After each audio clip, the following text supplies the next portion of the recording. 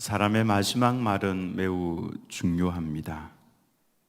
평생 살아오면서 가장 중요하다고 뼈저리게 느꼈던 그것을 이야기를 하기 때문에 그렇죠. 다윗은 지금 죽음을 눈앞에 두고 있습니다. 본문 1절 말씀을 보면 다윗이 죽을 날이 임박하매 그의 아들 솔로몬에게 명령하여 이르되, 한 시대를 풍미했던 다윗, 모든 왕들 중에서 가장 많은 기사가 기록되어 있는 왕 다윗입니다. 그 다윗도 죽음을 맞이하는 그 마지막 순간이 이제 다가왔습니다.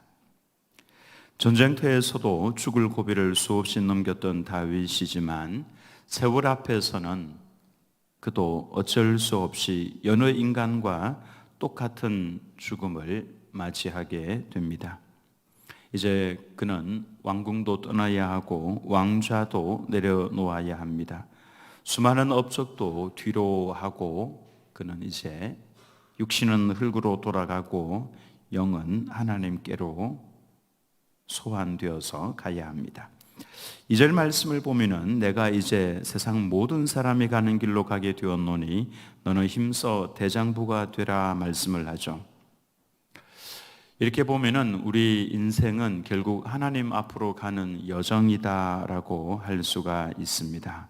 내가 이제 세상 모든 사람들이 가는 길로 가게 되었노니, 골리앗을 상대하던 그 소년 다윗이 그에게 이와 같은 시간이 올 줄을 누가 생각을 했겠습니까? 다윗은 겸손하게 죽음을 맞이할 준비를 합니다. 사람은 누구나 다 죽음을 향해서 오늘도 걸어가고 있습니다. 젊었을 때는 실감이 잘 나지 않는데 나이를 먹으면은 이게 굉장히 시간이 날아간다라고 하는 것을 느낍니다. 지금 제가 그것을 느끼고 있습니다. 20대에는 정말 시간이 가지 않는 것 같았습니다. 근데 지금은 금방 월요일이었는데 금방 금요일이 다가오고 토요일이 또 주일이 다가옵니다. 50대는 시속 50km로 날아간다고 하고요. 80대는 시속 80km로 날아간다. 성경 말씀에 딱 맞는 것 같습니다. 우리가 신속히 가니 날아가나이다. 정말 날아간다는 것이 막 느껴집니다. 1월 1일 송구 영신 예배를 드리면서 첫날 예배를 드렸던 것이 바로 얼마 전이었던 생각이 드는데 벌써 우리는 중반으로 접어들었습니다. 지금 아마 연세가 많은 분들은 오늘이 순식간에도 지나가고 있다 이런 생각이 들 겁니다. 일단 그것만으로도 존경해야 됩니다. 왕도 부자도 빈자도 결국에는 모두가 다 하나님 앞에 소환되어서 서게 되어 있습니다. 오라 그러면은 누구든지 다 가야 합니다. 이렇게 본다면은 마치 이 세상이 영원할 것처럼, 죽음은 마치 나를 비켜갈 것처럼 그렇게 행동하는 사람들이 얼마나 어리석은 사람인가 이런 생각이 듭니다. 어느 날 하나님께서 부르신다면은 우리 모두는 침상에서 발을 모으고 그리고 육신은 흙으로 돌아가며 내 안에 있던 그 영혼은 천사들의 손에 이끌려서 천국으로 가야만 합니다. 다윗은 지금 그때가 다가왔음을 깨달았습니다. 이제 내가 하나님의 부름을 받을 때가 되었구나. 그래서 솔로몬에게, 그의 아들 솔로몬에게 마지막 명령을 내립니다. 명령하여 이르되 그랬죠. 그러니까 이 말씀은 다윗이 힘은 없었지만은 그러나 분명한 확신을 가지고 너는 반드시 이래야 한다라고 하는 것을 이야기하고 있는 겁니다. 그 명령의 첫 번째가 바로 너는 힘써 대장부가 되어라 그렇게 말씀을 합니다. 이 말씀은 단순히 강한 사람이 되어라 그 말씀이 아닙니다. 하나님 앞에서 대장부가 되어라, 그 말씀입니다. 즉 말씀 위에 서서 흔들림이 없는 견고한 하나님의 아들이 되어라, 그 말씀이죠. 세상은 강한 사람을 찾습니다. 힘이 있고 권세가 있고 그 사람 앞에 줄을 서기도 하죠. 그러나 하나님께서 찾으시는 사람은 믿음 위에 서 있는 사람을 찾으십니다. 진짜 대장부는 어떤 경우가 된다 할지라도 하나님 앞에 말씀 위에 굳게 서서 흔들리지 않는 끝까지 믿음을 견지하는 사람, 그 사람이 바로 하나님 앞에서는 진짜 대장부라고 하는 것입니다. 다윗은 솔로몬에게 바로 그와 같은 대장부가 되어라라고 말씀을 합니다. 이 나무가 사과나무인지 감나무인지 배나무인지 물론 우리가 접하면은 잘 알 수가 있겠지만은 사과나무인지 배나무인지 어떻게 알 수가 있겠습니까? 그건 열매를 보면 아는 것입니다. 사과를 맺히면은 그 나무는 사과나무입니다. 마찬가지로 하나님의 백성과 아닌 사람을 어떻게 구별합니까? 믿습니다를 가지고 구별하는 것이 아닙니다. 믿습니다를 가지고 구별을 하면은 그거는 그 잘못될 가능성도 매우 높다라고 볼 수가 있습니다. 열매를 보고 구별을 합니다. 이분의 삶을 보니까, 말과 행실을 보니까 이분은 하나님의 사람이구나. 그래서 예수님께서도 열매로 알리라, 나는 내 백성을 열매를 가지고 알리라, 이렇게 말씀을 하셨습니다. 하나님을 사모해야 합니다. 그리고 성령과 더불어 동행해야 합니다. 그래서 열매를 맺혀야 합니다. 그 열매를 내가 맺히려고 애를 써서 맺히는 것이 아니라 성령과 더불어 함께 걸어가면은 자연스럽게 맺혀지는 것이 바로 성령의 열매이고, 그 열매를 주님께서 맺혀주시는 거죠. 그리고 그 열매를 보면은 이분이 바로 하나님의 사람이구나, 이분이 진짜 대장부구나, 이것을 알 수가 있다라고 하는 것입니다. 체격이 크고 근육이 많고 힘이 있는 사람이 대장부가 아니다라고 하는 것입니다. 하나님 앞에서 진짜 대장부가 되시기를 예수님의 이름으로 축원합니다. 3절 말씀에 네 하나님 여호와의 명령을 지켜 그 길로 행하여 그 법률과 계명과 율례와 증거를 모세의 율법에 기록된 대로 지키라. 그리하면 네가 무엇을 하든지 어디로 가든지 형통할지라고 말씀을 합니다. 대장부가 되는 방법입니다. 다윗은 솔로몬에게 특별히 부탁을 한 것, 다른 것이 아닙니다. 여호와의 명령을 지키라고 하는 것이었습니다. 이러저러하게 국가를 운영하라, 군대를 늘리고 국고를 견고하게 세우라고 그렇게 말하지 않았습니다. 제일 먼저 여호와의 명령을 지켜야만 한다. 그렇지 않으면 망하는 것을 다윗이 알고 있기 때문에 그렇습니다.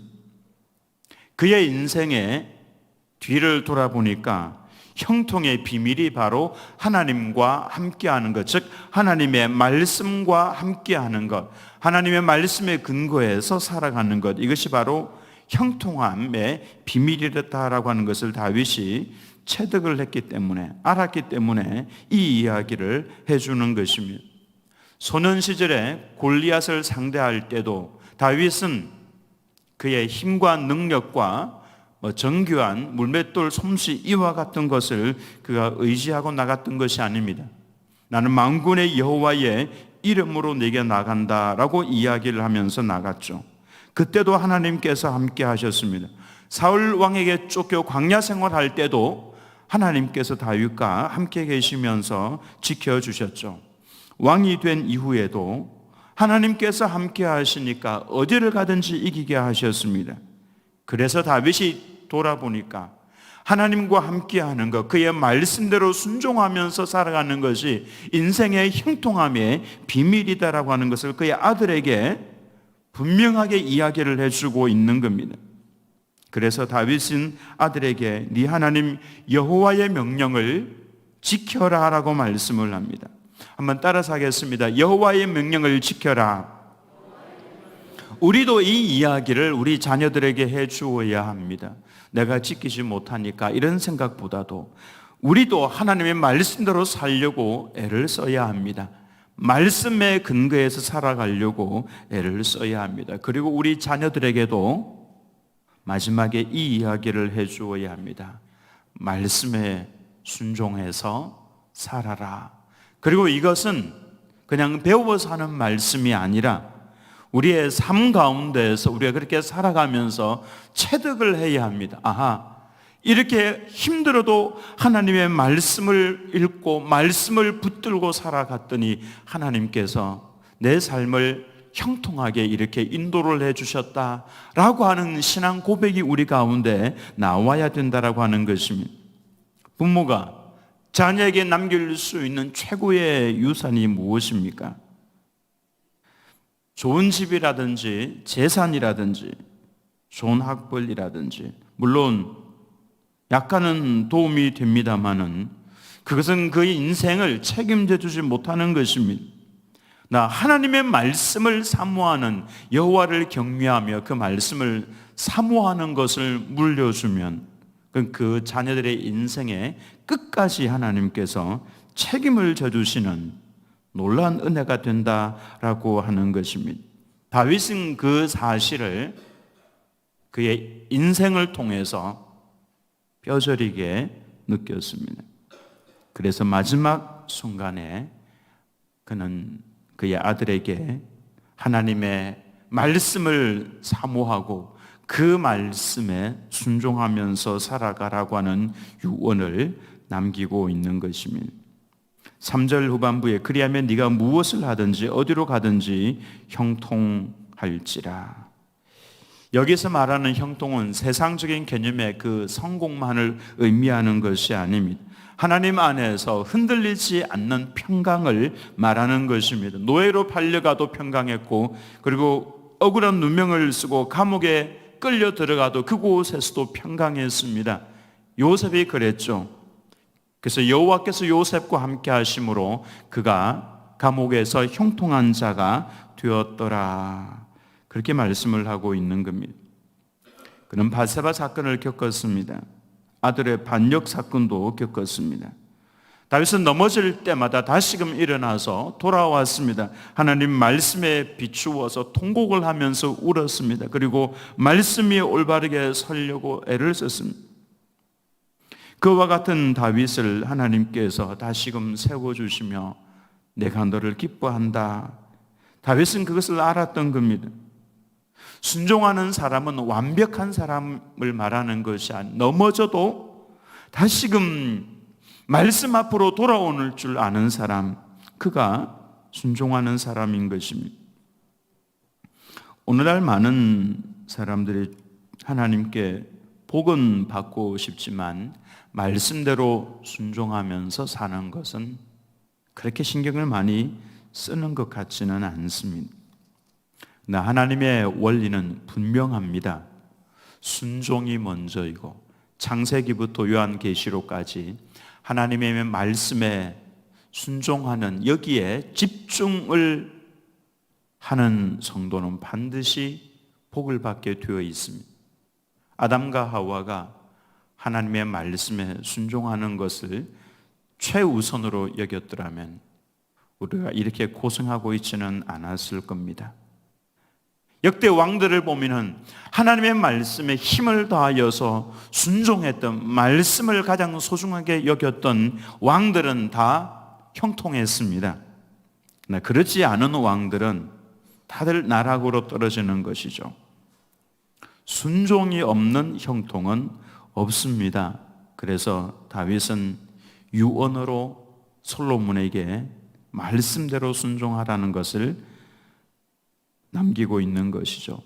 4절 말씀, 여호와께서 내 일에 대하여 말씀하시기를 만일 네 자손들이 그들의 길을 삼가 마음을 다하고 성품을 다하여 진실이 내 앞에서 행하면 이스라엘 왕위에 오를 사람이 네게서 끊어지지 아니하리라 하신 말씀을 확실히 이루게 하시리라.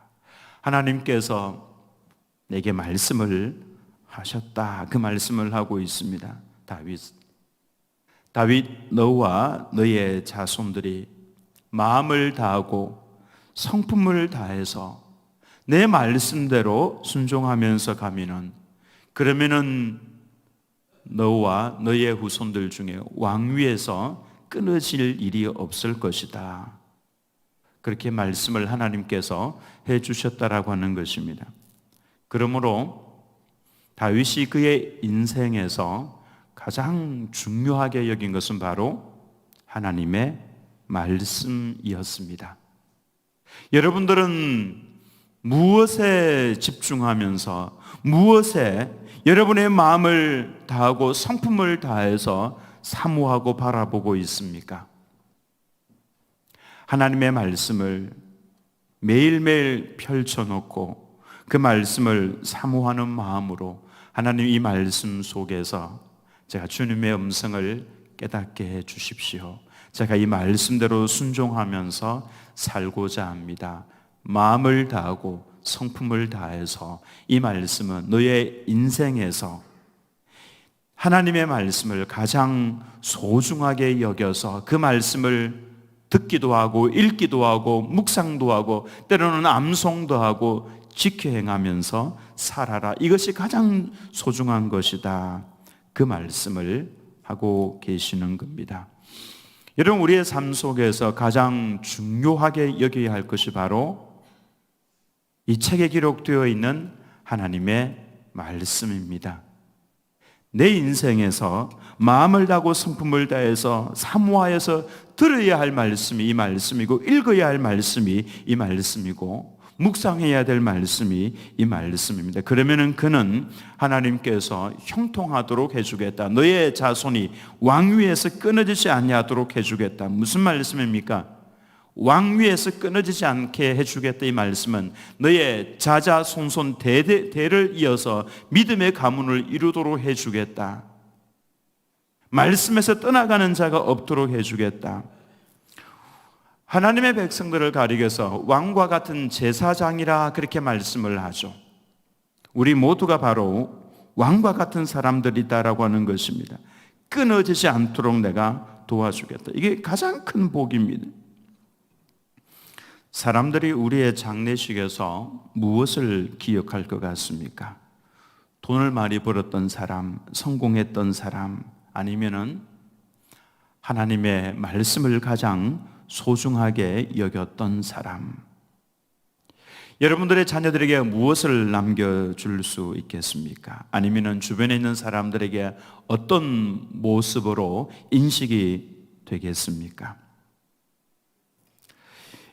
여러분의 손에 있는 성경 말씀을 늘 읽으면서 줄도 치시기 바랍니다. 그곳에서 깨달은 말씀도 기록을 하시기 바랍니다. 때로 말씀을 읽다가 눈물이 흐르면은 손수건으로 닦지 마시고 성경책 위에 그대로 흘리시기 바랍니다. 그래서 나중에 이 말씀을, 너덜너덜해진 이 성경 말씀을 자녀들에게 유산으로 물려주시기 바랍니다. 우리 아버지, 우리 어머니가 하나님의 말씀을 이토록 소중하게 여기고 한평생 이 말씀을 가까이에 두고 읽으면서 이 속에서 여호와 경외하기를 배우셨던 분이다. 자녀들에게 이렇게 인식이 되도록 해주어야 합니다. 가장 중요한 유산은 바로 이와 같은 것이다 라고 말씀을 드릴 수가 있습니다. 여러분에게 주어지는 그 모든 시간들을 하나님의 말씀, 이 말씀을 가장 소중한 것으로 여겨 마음을 다하고 성품을 다해서, 우리 아버지 어머니는 이렇게 하나님의 말씀을 사모하다가 주님 앞으로 가신 분이다. 우리도 그와 같이 해야 되겠다. 이와 같은 위대한 유산을 물려주는 우리들은 그 모든 성도님들 다 되시기를 예수님의 이름으로 축원합니다.